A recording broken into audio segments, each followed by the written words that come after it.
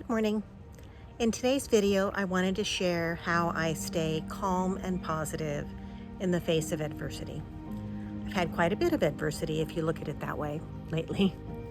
One is I spend a lot of time with animals and being outside. I am outdoors most of the day for work, and I'm dealing with animals, as you can see. But I wanted to back up a little bit. This month, I've had radiation treatments, I've had my car sideswiped, and I've had my condo flooded. And I have been proud of myself for remaining fairly calm and unattached to all of these annoying little things. And that's what they are. That's the biggest thing that you can do, is to keep things in perspective. These are not life-threatening things, they're annoyances. And I think that helps quite a bit. Another thing that I do is I'm very careful about the people that I spend time with. When you're around other people that are very negative and that spend a lot of time complaining and seeing the worst in situations, they can bring you down very quickly. And so I am very careful to not spend time with people that are going to bring me down. I can't afford it right now.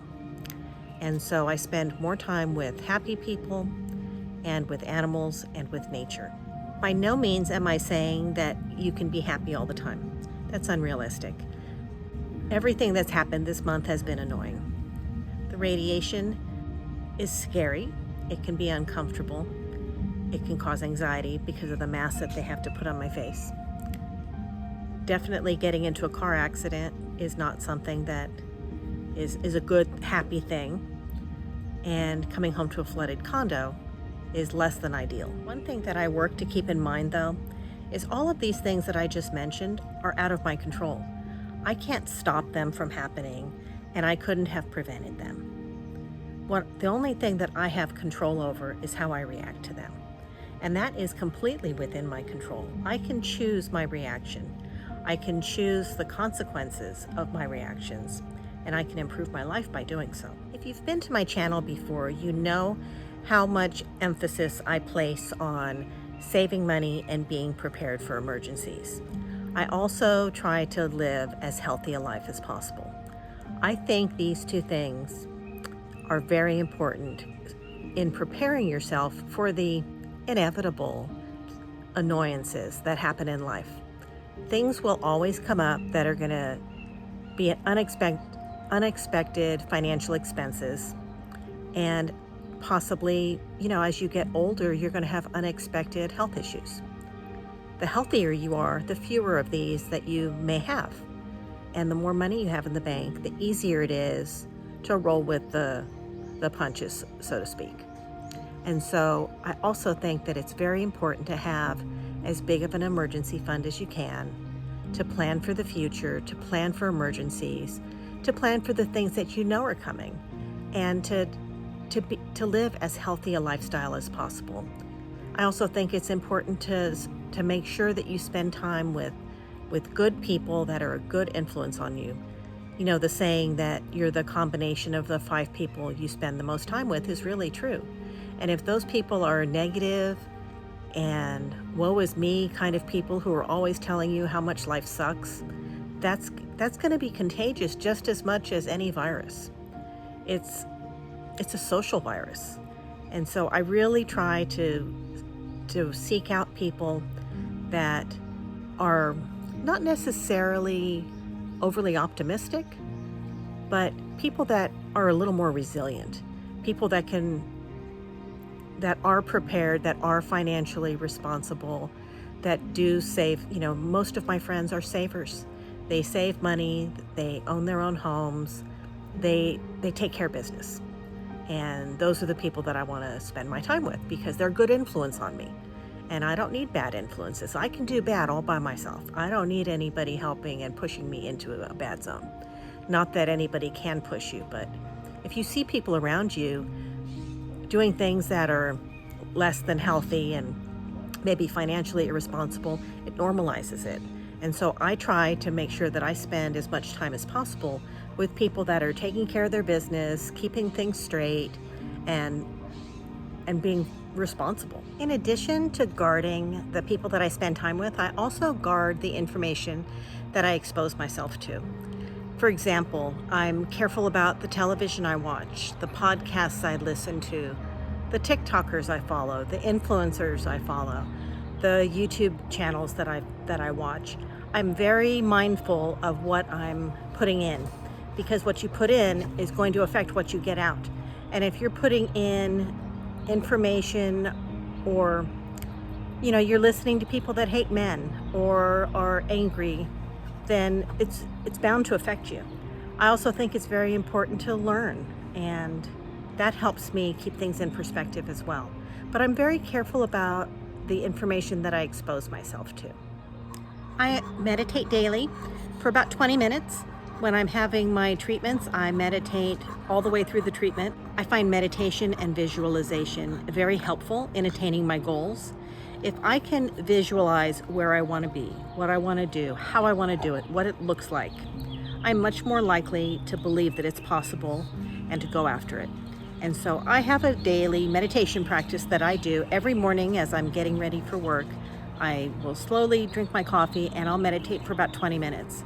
And I work through what I want my life to look like in the next 3 years. And I also visualize having a perfect day that day, doing all the things that I have on my schedule for the day, and doing them effortlessly and happily and having good outcomes all day.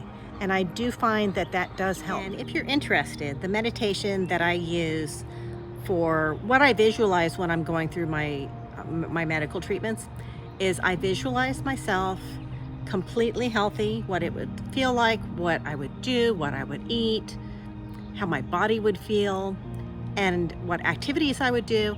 And then if I run out of things to visualize for that, then I switch over and I think about what it would be like to have $3 million sitting in the bank. And I've decided that I'd have to have it invested, but I go through how I would have the money, where I would invest it, what I would do with it, how I would help my kids, how I would help my grandkids. And before I'm done getting all through that, my treatment's over. Those two things, focusing on those two things, helps me get right through the treatment. And it may be something different for you. Think about your dreams and your goals. Think about what it would take to be the most effective. And if you're going through some big medical treatment or some big adversity, if you try meditation, think about what would be the thing that would help you out of it the most. Would it be money? Would it be health? Would it be a different location? Whatever it is, picture it, visualize it, go into as much granular detail as possible. And I really think that helps me a lot. I think being able to be grateful for the good that comes out of situations is very important. Now, I'm not saying that if you're in a car accident, you should be glad that your car got wrecked. Or if you're sick, that you should be grateful that you're sick. But there's probably some element of it that could be good. I'll use myself as an example. I am grateful that my car wasn't more badly damaged and it just was swiped on the right side, and that the door dings and the scratches that I had on the right side are no longer there because they were all fixed as part of the repairs. I was also grateful that when I tried to increase my insurance deductible the week before the accident, my insurance carrier wouldn't let me do it online and they wanted me to call in. I didn't want to call in. So I wasn't able to increase my insurance deductible. That saved me $500. I'm glad that I tripped and fell on the concrete last October because I was able to determine that I had a jumbo-sized tumor in my brain that I would have never discovered until it was much larger and possibly inoperable. I'm not glad that I was hurt. I'm not glad that my car was damaged, but there was some good that came from it. In the example of my condo being flooded, it wasn't bad. The bathroom, the bedroom, the closet had some water on them. I was able to mop it up. The walls did get wet. The baseboards got wet. There's moisture in the floors. My neighbors were having work done. They were having renovations done, and their workers broke a pipe. It's an insurance claim. I'm going to get a new bathroom vanity. I'm going to get new flooring. They're going to redo my walls. They're going to have fresh paint in there. when all is said and done, my condo is going to look better than it does right now. Is it going to be a lot of work? Yes. Is it going to be an inconvenience? Of course. But in the long run, my place will end up looking better. And I've been visualizing new counters in the bathroom. And here you go. I'm getting new counters in the bathroom. Now, this isn't how I visualized getting it done, but in the big picture, nobody was hurt. The animals aren't sick. I'm not sicker for it. My place is still standing. It's going to be okay. And I think being able to be grateful for the little wins and realizing that there are bigger things to deal with, and that a lot of the things that get us twisted in a day are relatively small things. And it's very important not to allow these things to rob us of our joy and our peace and our calm and our enjoyment of the day. And if you hear snuffling, there it is. That's the snuffler. There's a lot of good that we miss because we're busy being angry or upset. And life is too short for that. There will be days when you can't muster it. You can't put a good spin on things.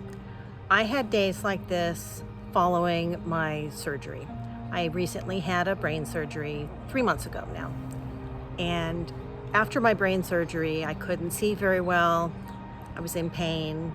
My motor skills weren't functioning well. And I really was in a down mood.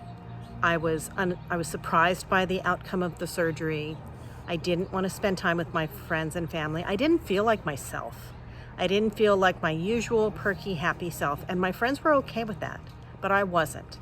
And so I wanted to take the time for myself to get my mind right and to get my attitude right before I spent time socializing. I know that other people can't cheer you up.